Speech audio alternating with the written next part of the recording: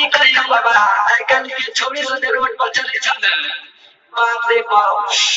मुंह में तो तत्काल लिपस्टिक लगावे छ तो मुंह तो करे छ कि डांस अरे भाग बुढ़ा क्या कहता है आई 60 वर्ष के जवानी में दे हमनी के देख के ईमान बढ़ जाता है तो तू लोग का जवानी है रे अरे देखो तनी समझाओ ये संदीप नीतीश भाई कुछ कहो अच्छा नहीं डीजे पर बजाओ विकास के गाना ओ चलो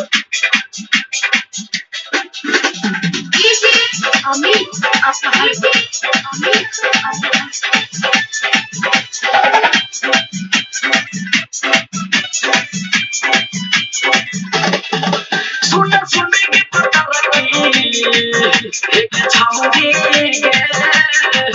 मापे मैंने सुना रखी एक छाऊंगी